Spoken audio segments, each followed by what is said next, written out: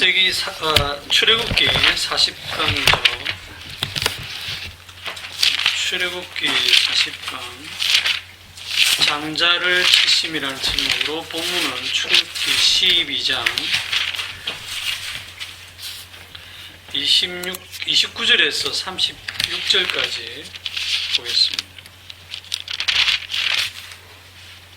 29절에서 36절까지 교독을 하겠습니다. 밤중에 여호와께서 애굽 땅에서 모든 처음 난 것 곧 왕위에 앉은 바로의 장자로부터 옥에 갇힌 사람의 장자까지와 가축에 처음 난 것을 다 치심에 그 밤에 바로와 그 모든 신하와 모든 애굽 사람이 일어나고 애굽에 큰 부르짖음이 있었으니 이는 그 나라에 죽음을 당하지 아니한 집이 하나도 없었음이더라.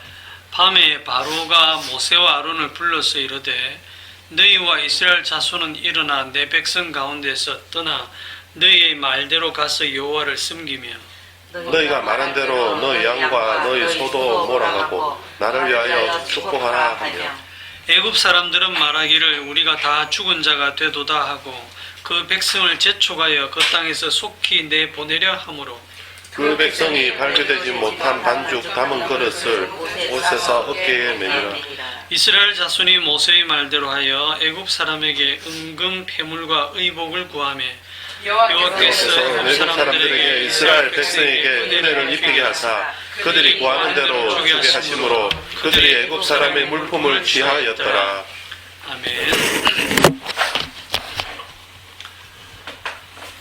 오늘 이제 마지막 그 10번째 재앙의 하이라이트, 클라이막스 이렇게 되겠습니다.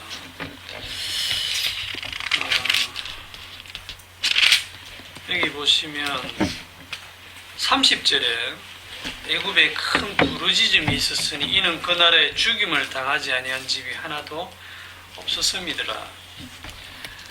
10번째 이 재앙은 마지막 이 세상의 종말, 이 세상의 마지막 심판을 예표로 보여준다 이렇게 말할 수도 있습니다. 마지막 심판 때에도 우리가 마태복음 13장에 가볼게요. 마태복음 13장 49절.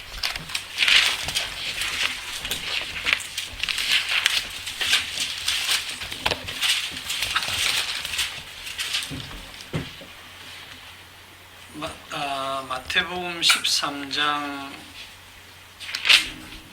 49절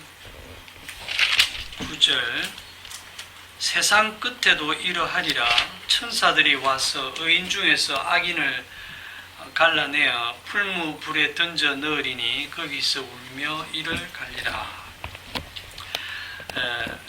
그 세상 끝에서는 영원한 통곡을 하게 되고 오늘 여기 애굽 땅에서는 큰 통곡 부르짐이 있었다 이렇게 얘기하고 있는데 풀무불에 던져 넣으면 타서 없어지지 않습니까? 그냥 싹 소멸돼서 없어지면 좋을 것 같은데 이런 생각을 한번 해보세요. 하나님이 애굽에 재앙을 내릴 때 이스라엘 백성들, 그러니까 어린 양의 피로 구원받은 백성들 외에 나머지는 싹 다 죽였다. 그러면 통곡이 없겠죠. 통곡할 사람이 없으니까. 안 그렇습니까? 그러니까 이게 무슨 뜻이냐면 장자를 죽이신다고 하는 게 내 아버지 앞에서 장자가 죽는다라고 하는 이 장자는 아버지의 그 분신이거든요. 어떻게 보면 자식은 또 다른 나거든요. 내가 죽은 것을 내가 보는 거예요. 그거를 영원히 보는 겁니다. 최후의 심판 때는. 사람이 이를 갈고 슬피 울며 이를 간다. 크게 통곡한다. 왜 웁니까? 왜 울면서 이를 갈죠? 뭐 감격해서 우는 건 아닐 거고 이거는 억울해서, 원통해서, 분해서 내가 왜 하는 결국 자기의 가장 귀한 것을 빼앗기고 자기의 가장 귀한 것이 사라졌기 때문에 자기가 가장 귀한 건 뭐냐면 결국 자기 자신이거든요. 내가 왜 지금 여기 와 있느냐. 그래서 자기의 것을 이제 잃어버린 것 때문에 슬피 울며 이를 갑니다.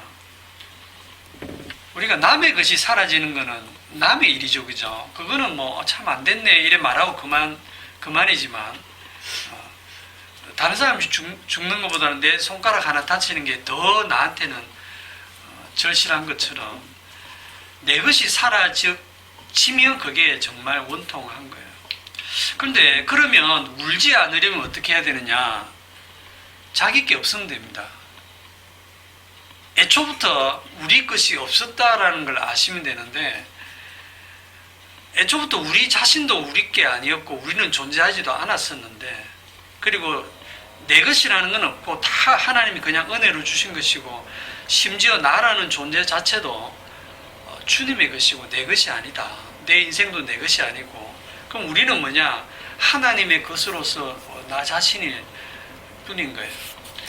우리 인생 속에서 하나님이 하시는 일에 대해서 우리가 매사에 막 원통해하고 울음으로 반응을 나타내고 정말 울고 싶네 이렇게 되는 것은 여전히 우리의 인생 속에서 하나님조차도 손댈 수 없는 나만의 무언가를 계속 내 것이라고 고집하고 있기 때문에 그래요. 그런데 그게 우리가 이 세상을 떠나기 전까지는 본능적으로 그렇게 살 수밖에 없어요.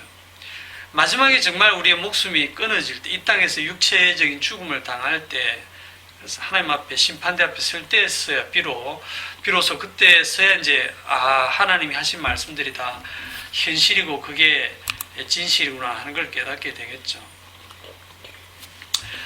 자, 여기 오늘 애굽 땅이 심판을 받은 이유를 한번 생각을 해봅시다. 왜 심판을 받습니까? 애굽 땅이 왜 장자를 다 죽임 당하는 거 심판을 받죠? 그 노아 홍수랑 한번 비교를 해보세요. 노아 홍수 때 심판을 받은 이유와 지금 애굽 땅이 심판받는 이유가 다릅니다. 어떻게 다를까요?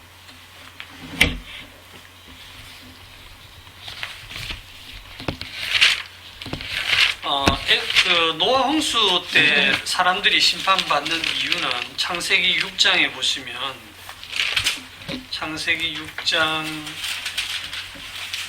5절에 여호와께서 사람의 죄악이 세상에 가득함과 그의 마음에 생각하는 모든 계획이 항상 악할 뿐임을 보시고 노아 홍수의 심판의 원인은 죄악입니다. 죄악이 가득하고 항상 그 계획하는 게 악할 뿐이다 해서 하나님께서 이 땅 위에 모든 것을 다 쓸어버리겠다는 그 심판을 하시고 그런데 노아 홍수가 끝난 다음에 하나님이 무슨 말씀을 하시냐면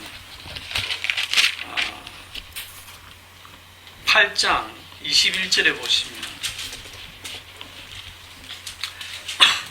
노아가 하나님께 여호와께 제단을 쌓고 정결한 짐승과 정결한 새 중에서 제물을 번제로 드리고 난 후에 여호와께서 하시는 말씀이에요. 21절에 여호와께서 그 향기를 받으시고 그 중심에 이르시되 내가 다시는 사람으로 말미암아 땅을 저주하지 아니하리니 이는 사람의 마음이 계획하는 바가 어려서부터 악함이라. 내가 전에 행한 것 같이 모든 생물을 다시 멸하지 아니하리니. 이 말씀은 이제 심판은 인간의 그 악함으로는 심판 안 하시겠다는 겁니다. 심판의 그거는 이제 노아 홍수 때 끝내고 노아 홍수 때 은혜로 구원받은 그 이후에 그 심판 기준은 다르다는 얘기예요. 그러면 이 출애굽 때의 심판 이유는 어디에 있냐면 출애굽기 4장에 있습니다. 출애굽기 4장 22절.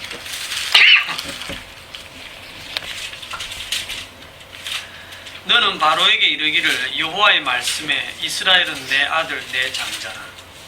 내가 네게 이르기를 내 아들을 보내주어 나를 섬기게 하라 하여도 네가 보내주기를 거절하니 내가 네 아들 네 장자를 죽이리라 하셨다 하라 하시니라. 애굽의 장자를 죽이는 그 재앙의 이유가 뭡니까? 애굽 사람들이 아케스라는 말을 하고 있지 않죠. 이유가 뭡니까? 내 아들 안 보내주냐 이거죠. 이스라엘이 이 애굽 땅에 섞여서 살고 있다는 이유 때문이에요. 그거 처음부터 하나님이 애굽 땅에 넣었잖아, 그죠? 넣어가지고 애굽 사람하고 똑같은 사람을 만들어 버려서 430년간. 그리고 거기서 애굽 사람하고 똑같은 치되어 버린 그 이스라엘 사람을 이는 내 아들 내 장자다 내 나라 안 내놓냐? 네 아들 네 장자 죽인다. 하나님 지금 그러고 계신 거예요. 참 이유 같지가 않죠, 그죠? 소돔이 왜 심판받느냐 하면 소돔 사람이 아케스라고 생각하시겠지만 거기서 롯을 끌어내기 위해서 소돔을 심판하신 겁니다. 심판 안 하면 롯이 거기서 안 나오거든요. 그러니까 이 이스라엘이 골칫덩어리예요. 이스라엘이 이집트에 있었기 때문에 이집트가 멸망을 당하는 겁니다. 이스라엘 끌어내기 위해서. 이 세상이 왜 멸망하느냐 하면 이제 이 세상 안에 하나님의 백성이 있기 때문에 그래요. 그 하나님의 백성을 끌어내기 위해서 이 세상을 심판하시는 겁니다. 지금의 심판의 기준은. 그럼 심판하실 때 왜 장자만 죽이실까요? 맏아들만 골라갖고 죽이실까? 뭐 맏딸도 있을 거고, 그죠? 아니면 나이 많은 사람도 있을 건데 나이 많은 사람도 기분 나쁘시겠다.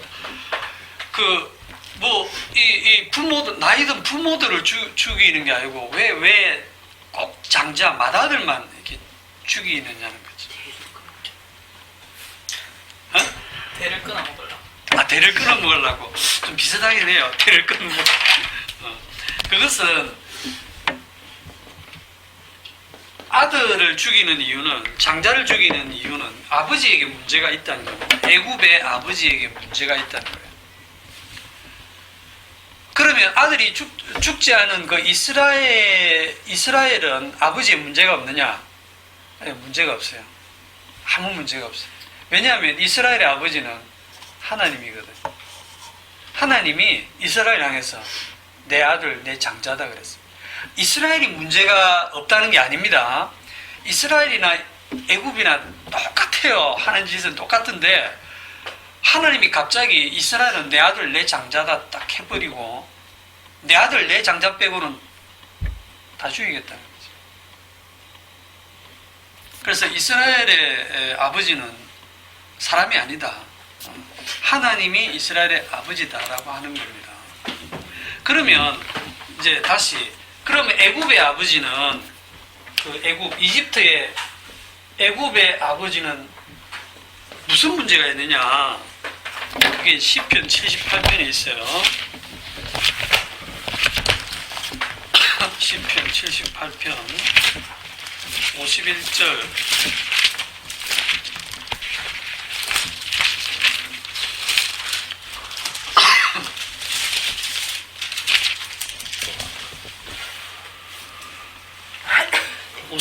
다 같이 한번 읽읍시다. 시작.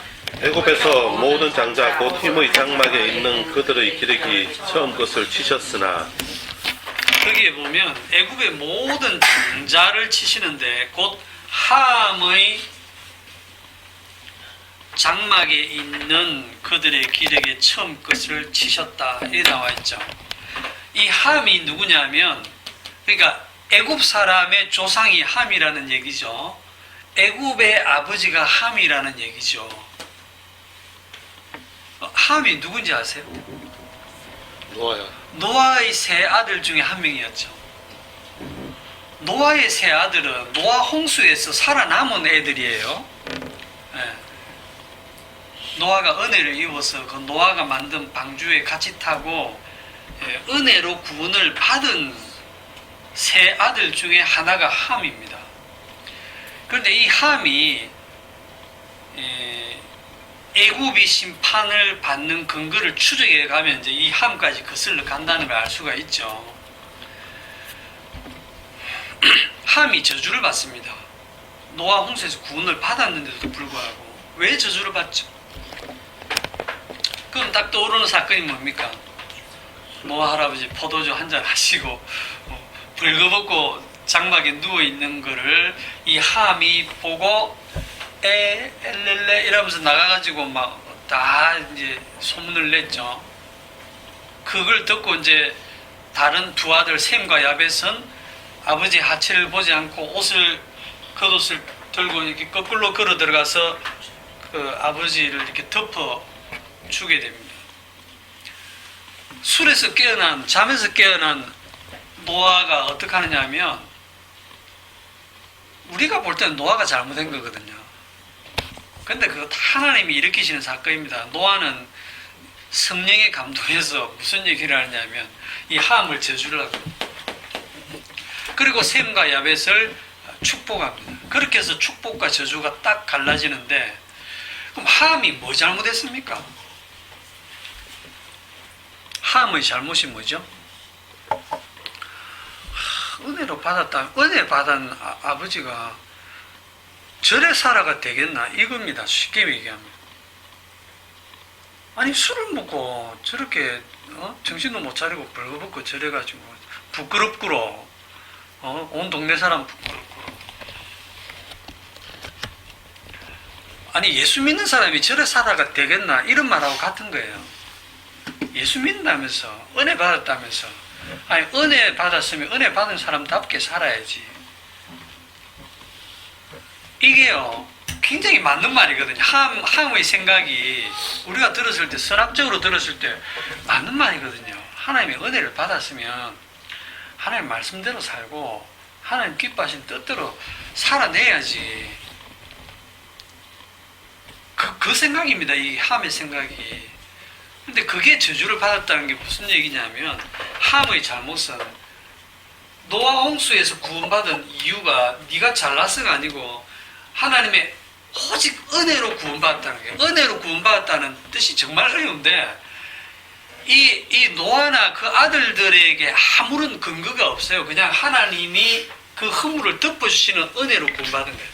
그 덮어주시는 은혜로 구원받았다는 걸 잘 보여주는 게 노아의 행동이고 셈과 야벳의 행동이고, 함은 그거를 동네방네 떠들면서 그 하나님의 은혜를 무시한, 오늘날로 얘기하면 그 십자가의 피로 그 죄를 덮어주는, 그 십자가의 피를 시시하게 여겨버리는, 십자가도 중요하지만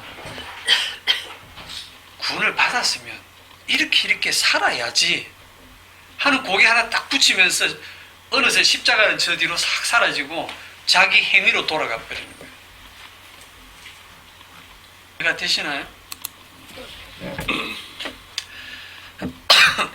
그런데 잘 생각해 보면 저와 여러분도 함과 같은 생각을 자주 하거든요. 그렇잖아요. 내가 이래 살아가 되겠나? 아니, 내가 십자가를 믿고 십자가 복음을 믿고 예수를 믿는다고 하면서 내 사는 모습을 보면 전혀 믿는 사람 같지가 않은데 진짜 이래 살아가 되겠나 하는 이 마음이, 이 함과 같은 생각의 마음이 쉴 새 없이 듭니다. 그러다가 어쩌다 한 번씩 그래도 하나님의 주님의 그 은혜로 내가 사는 거지 하는 그 생각은 진짜 잠깐 들고, 평소에는 늘 우리는 선합적인 생각 속에서 이 함과 같은 생각을 해요. 그럼 그 생각을 하면 저주를 받느냐? 그 사고방식 자체가 함의 생각입니다. 계속 함의 생각 속에 있는 거예요. 이 말이 정말 어렵다. 셈과 야벳이 함하고 다릅니까? 말하고도 어려운데 어떻게 설명을 해야 돼?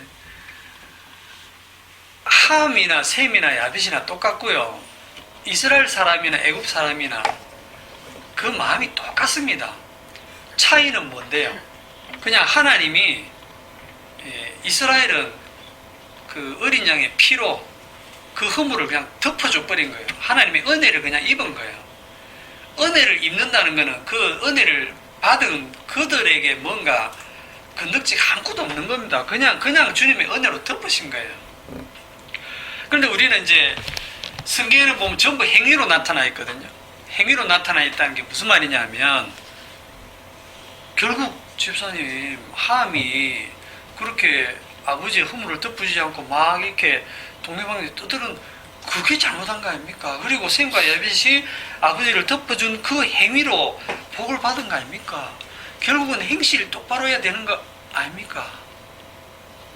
이런 생각이 들죠? 성경 딱 그렇게 기록되어 있으니까.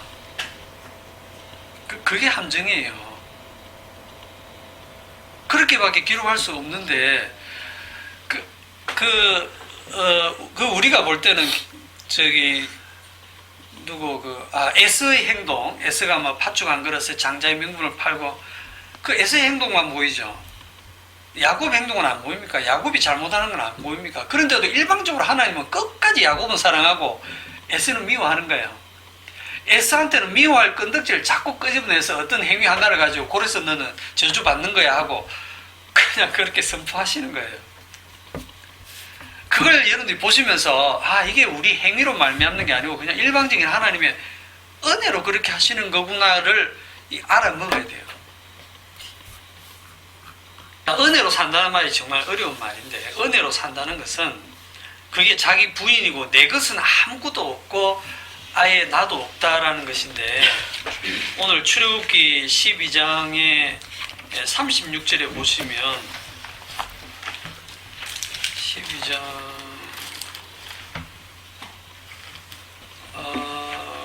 36절, 여호와께서 애굽 사람들에게 이스라엘 백성에게 은혜를 입히게 하사 그들이 구하는 대로 주게 하시므로 그들이 애굽 사람의 물품을 취하였더라 하면서 여기 은혜라는 말이 나옵니다. 이스라엘 백성들이 노예로 살다가 지금 이 애굽에서 쫓겨납니다. 뭐 탈출한다고도 할 수 있지만 입장을 바꿔 생각하면 이놈들을 이따가는 우리 다 망한다 싶어서 이제 완전히 막 급하게 쫓아내는 거예요. 쫓겨나는 상황에서 그들이 구하는 대로 은과 금과 폐물, 의복을 막 이렇게 받아서 나옵니다.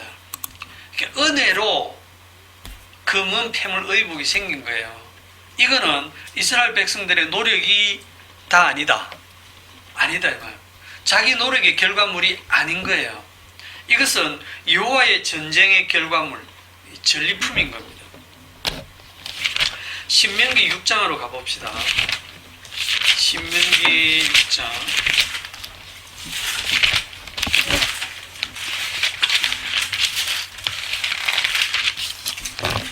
하나님께서 은혜를 설명하기 위해서 성경에 굉장히 많은 사건들을 지금 기록을 하고 있거든요. 신명기 6장 10절.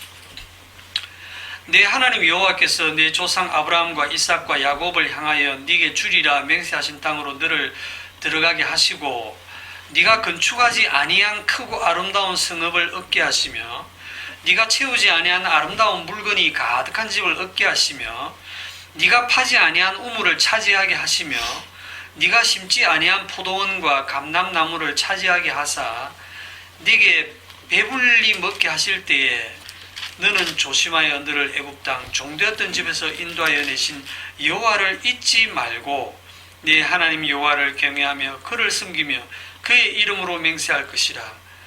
너희는 다른 신들 곧 네 사면에 있는 백성의 신들을 따르지 말라.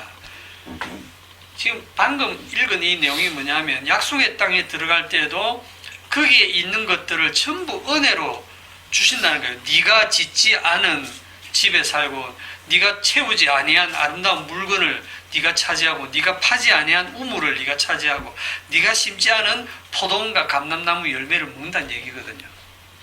너의 수고가 아니라는 거예요. 신명기 8장으로 가봅시다. 8장 12절. 근데 이제 반전이 딱 일어나거든요. 8장 12절에 네가 먹어서 배부르고, 자, 하나님께서 먹이고 배부르게 해주세요.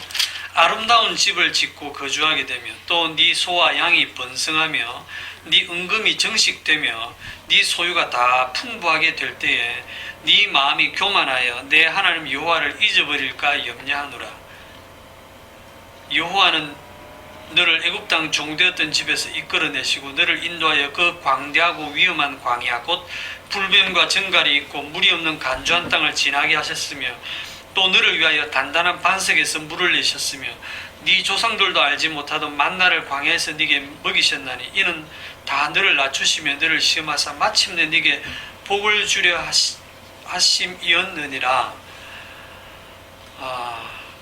여기에 17절에 보시면 그러나 네가 마음에 이르기를 내 능력과 내 손의 힘으로 내가 이 재물을 얻었다 말할 것이더라. 네 하나님 여호와를 기억하라. 그가 네게 재물 얻을 능력을 주셨음이라. 자, 여기 보면 그 하나님께서 은혜로 이스라엘 백성들이 이 약속의 땅에 들어가서 먹고 배부르고 아름다운 집도 짓고 소와 양이 번성하고 은금이 증식되고 소유가 다 풍부해지면 이 이스라엘 사람들의 마음이 어떻게 된다고요? 17절에 네 마음에 이르기를 내 능력과 내 손의 힘으로 내가 이 재물을 얻었다 말할 것이라. 하나님 여호와를 기억해라. 그가 네게 재물 얻을 능력을 주셨다. 우리 현실에서 보면 우리가 고생하고 수고해서 돈 벌죠. 현실은 그렇습니다. 내가 고생하고 수고하고 땀 안 흘리면 돈 못 법니다. 현실은. 그런데 그렇게 열심히 일을 해서 돈을 벌고 투자를 해서 돈을 많이 예를 들어서 벌었다고 하면 우리는 당연히 어떻게 생각하냐면 그래 내가 남보다 똑똑하게 이렇게 투자를 하고 이렇게 내가 열심히 일을 하고 노력해서 이만큼 내가 재산이 불어났어. 하나님 은혜로 생각 안 합니다. 내 손의 힘과 내 능력으로 이 재물을 얻었다 말할 것이야. 그럼 이 말씀 보면 우리는 어떤 생각합니까? 나는 이렇게 안 해야지.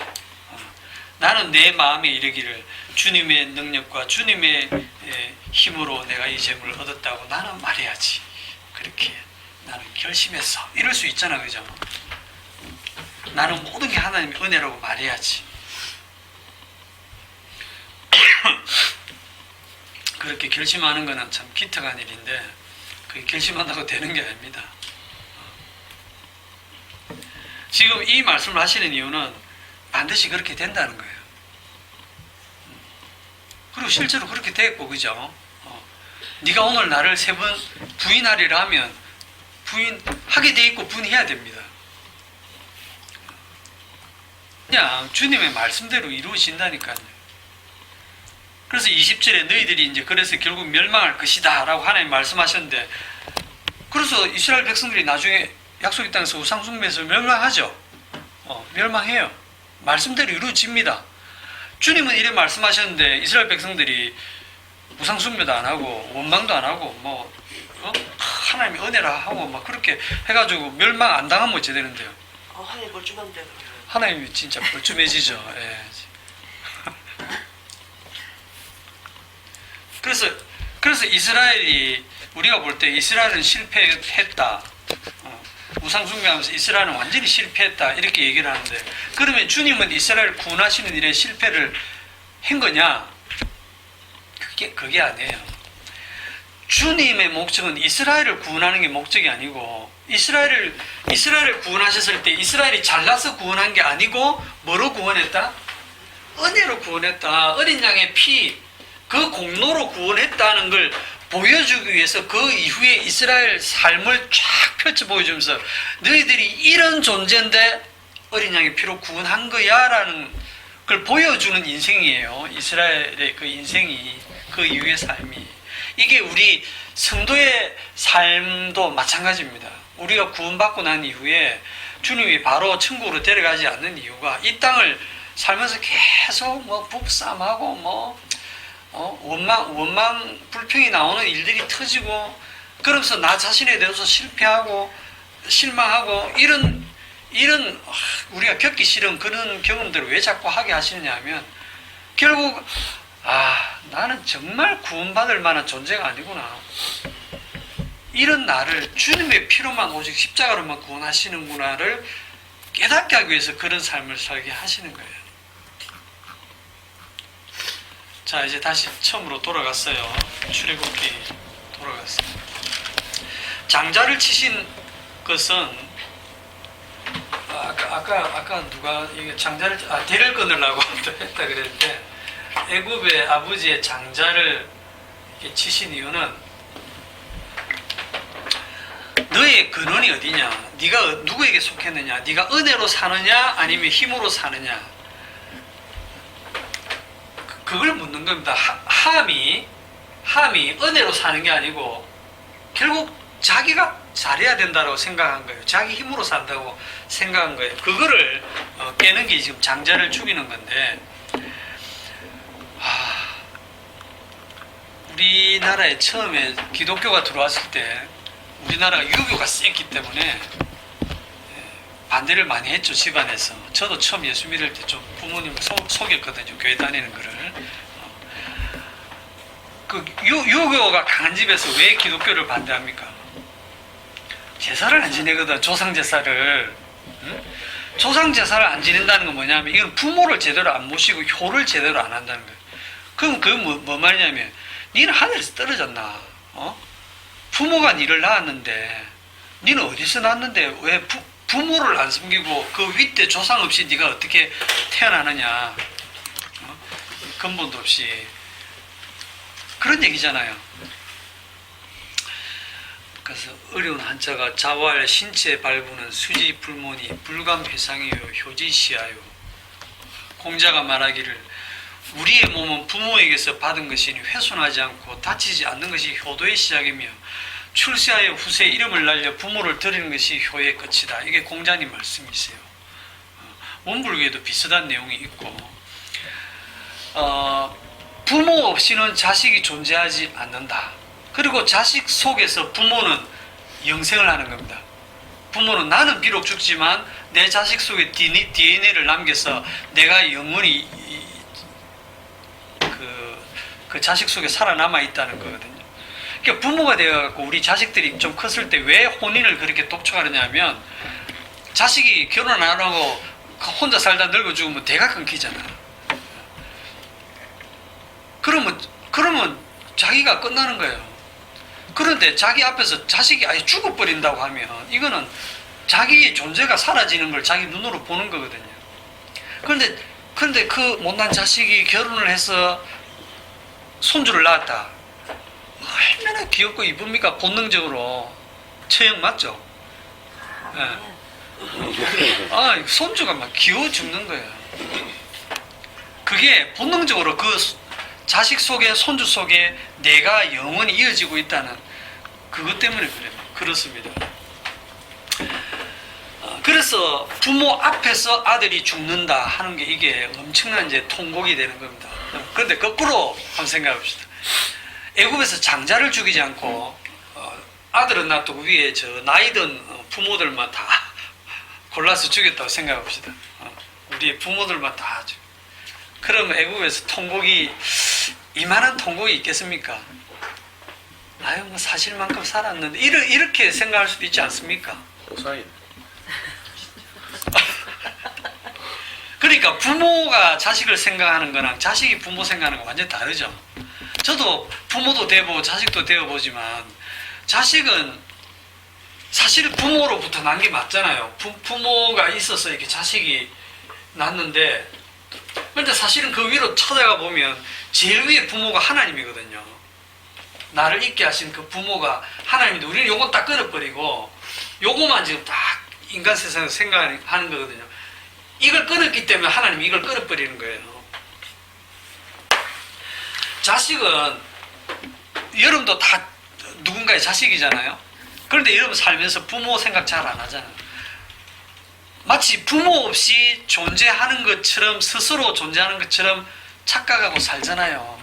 이놈의 자식들이. 그 이놈의 자식 속에 저도 포함되어 있고,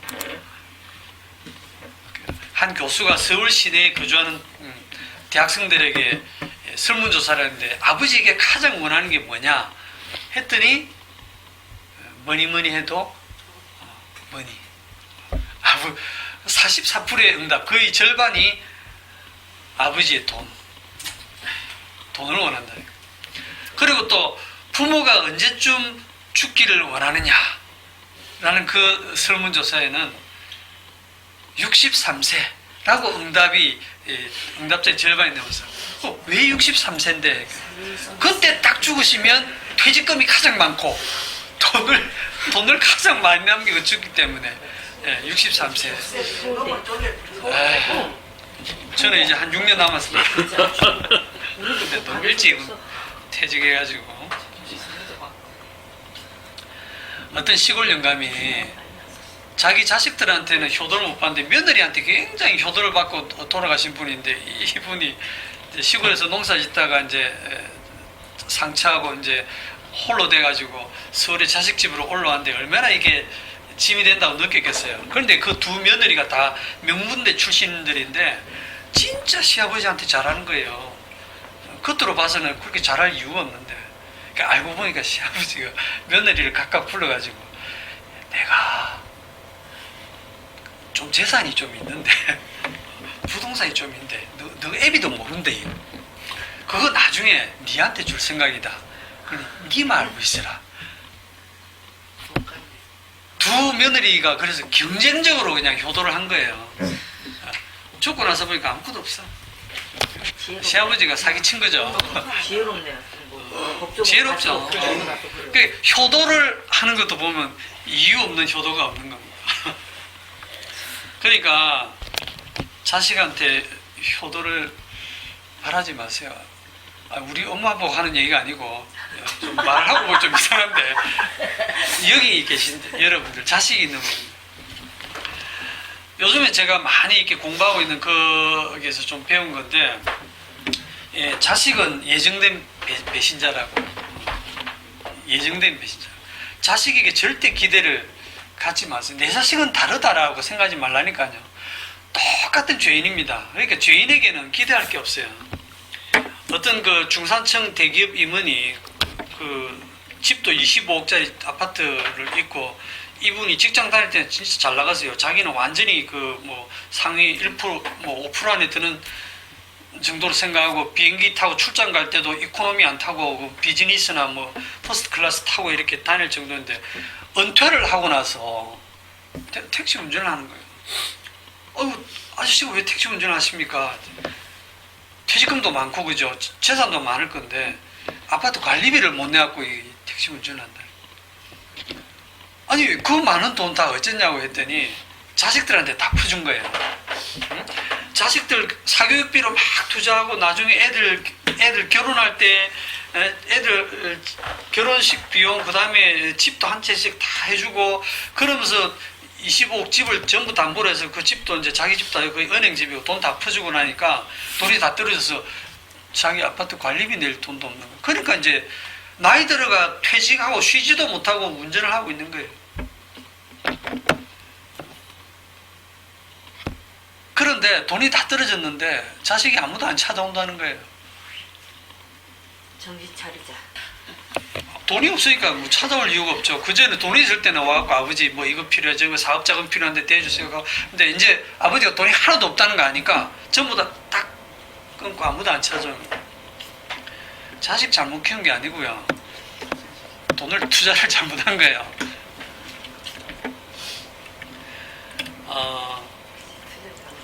그래서 자식한테 투자하는 게 가장 어리석은 투자입니다. 오늘도 굉장히 중요한 말씀이에요. 우리나라 부모들이 진짜 잘못 투자하고 있거든요. 자기 자식을 위해서 그 사교육비로 한 달 월급 500 받는 사람이 100만 원, 200만 원을 사교육비로 막 버리는데 그거 진짜 어리석거든요. 왜냐하면 그렇게 한다고 애가 공부 잘하는 것도 아니고 설사 공부 잘해서 대기업 취업한다 해가지고 잘 사는 것도 아니고 그 돈으로 차라리 그냥 이렇게 투자를 했으면 저도 생각을 해보면 제가 처음에 발령받았을 때 월급이 그때 한 40몇만 원밖에 안 됐는데 그때부터 지금까지 예를 들어서 11조를 10분의 1을 예를 들어 삼성전자 주식을 꾸준히 뭐 10주식이라도 샀다면 지금 그때 몇천 원 하던 주식이 삼성전자 주식이 280만 원까지 올랐잖아요. 그래서 내가 한 달에 그 10%만 그걸 쭉 사모았다면 지금쯤 90억이 넘어요. 계산을 해보니까. 해봤어요. 계산을. 90억이 넘어요. 이게 불어나가지고. 그러면은 우리 애들이 취직 걱정을 그래도 안 해도 될 것 같아. 그러니까 그런데 그 11조를 교회 갖다 바친 거 아닙니까? 진짜 그때부터 그 얼마 안 되는데 다 11조를 얼마나 열심히 교회 갖다 바쳤어요. 복 받을 거라고. 그거만 갖다 바쳤나? 그죠? 그렇죠. 11조 플러스 다른 흥금들. 감사헌금. 예, 감사헌금. 뭐가 감사한지 모르겠지만 하여튼 내 시간과 시간과 그죠. 내 젊음과 내 인생을 지금 많이 후회들 되시죠? 우리 별로 안 갖다 바쳤어요. 그래 지금 우리 애들도 우리나라 사람들이 이렇게 퇴직을 하고 뭐 퇴직이 아니고 그 대학을 나오면 애들이 다 학자금 대출 받아서 빚을 지고 출발하잖아, 그죠? 아 그게 영이 정말 잘못 투자하는 거예요. 제가 학부모들 대상으로 강연을 할 때면은 종종 그런 말을 하거든요. 전 세계적으로 성공한 사람의 공통점 중에 하나가 조실부모라고. 부모가 일찍 돌아가신 그 집의 애들이 빨리 체리 들고 스스로 독립하기 위해서 그러는데 우리나라는 너무 자식에게 매여 있어요. 그러면 여러분들이 지금 일찍 죽어야 되느냐? 그럴 수는 없으니까 조실부모의 효과를 내는 방법 하나만 얘기를 해줄게요. 자식에 대해서 그냥 옆집 애라 생각하세요. 공부 안 하고 퍼즐로 자더라도 에이 옆집 애인데 뭐 공부 안 하고 게임하고 놀더라도 옆집 애인데 뭐 그런데 그런 애 그렇게 그냥 거의 버려두다시피 했는데 놀다 지치면 걔가 뭔가를 해요. 단 돈은 주지 마세요. 얘기가 오늘 좀 이상하게 흘러가고 있는데 우리가 자식된 입장에서 왜 부모로부터 돈이나 바라고 간섭은 끊어버리고 싶어하고 부모는 왜 또 자식에게 그렇게 모든 걸 쏟아부으면서 자식을 통해서 나의 어떤 욕심을 이루려고 하느냐 하면 이렇게 부모와 자식 사이에 이 잘못된 왜곡된 이 관계의 근원을 따져가 보면 어디까지 가지느냐 하면 시편 2편에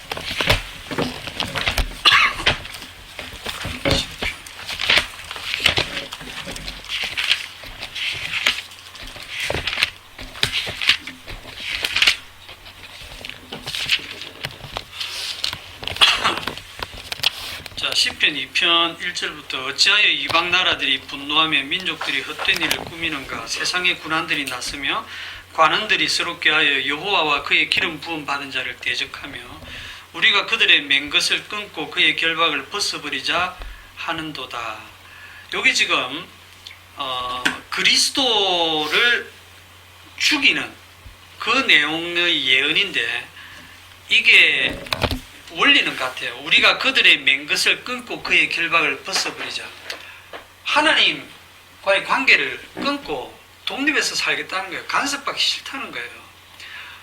부모로부터 돈은 바라지만 간섭은 싫다는 거예요.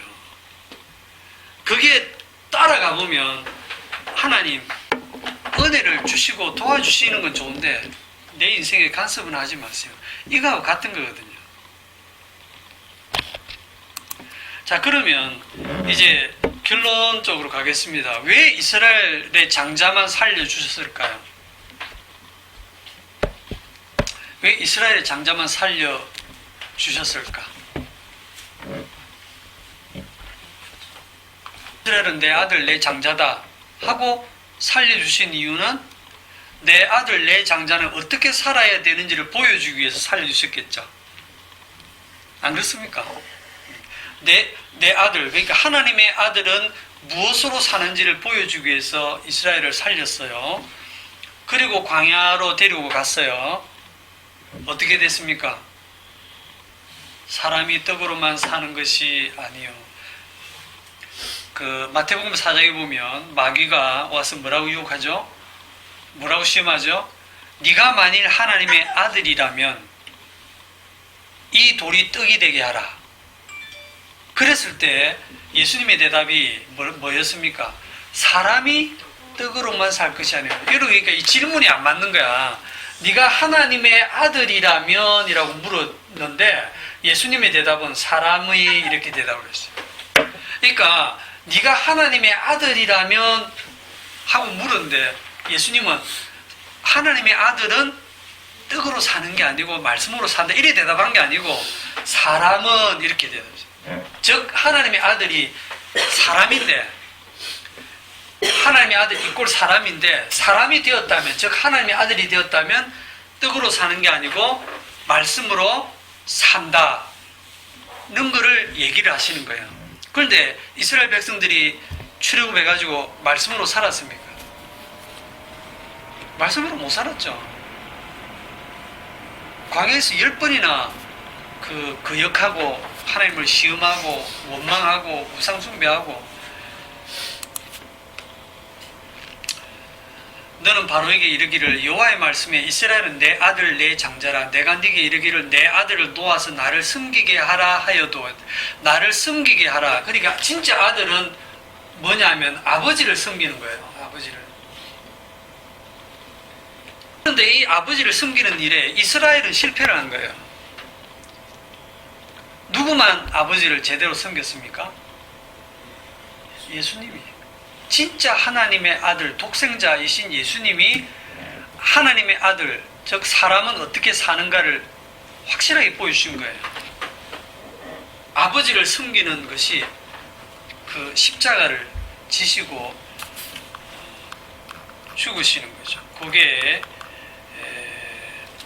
마가복음 10장 45절에 보면 인자가 온 것은 섬김을 받으려 함이 아니라 도리어 섬기려 하고 자기 목숨을 많은 사람의 대속물로 주려 함이니라.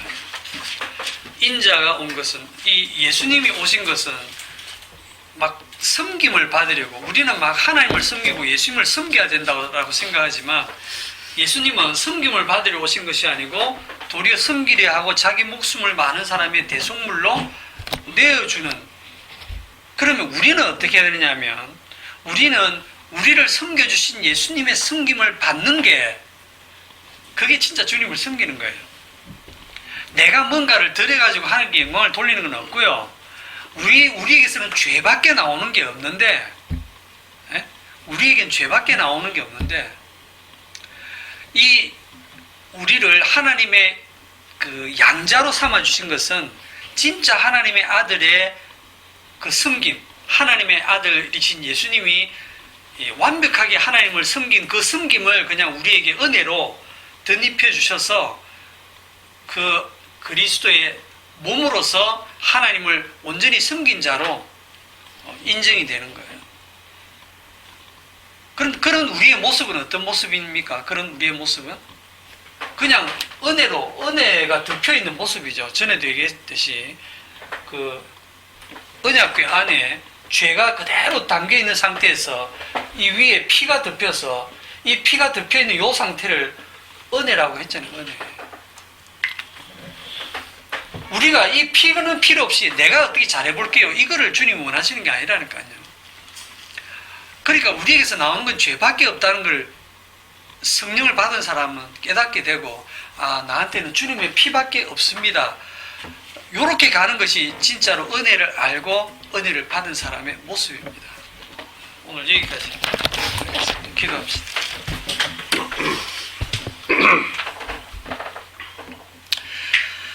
하나님께서 우리에게 아들의 영을 보내주셔서 아바 아버지라 부르게 하시고 양자로 삼아 주셨지만, 그 양자로 삼으신 것은 내가 아들이다라는 걸 자랑할 것이 아니라 진짜 하나님의 아들이 따로 있음을, 진짜 하나님의 아들이신 예수님의 덕분에 우리가 아들의 자리에 함께 들어가서 그 아들의 나라에서 그 영광을 함께 누리게 된 것을 알고 감사하는 저희들이 되게 하옵소서. 예수님의 이름으로 기도드리옵나이다. 아멘.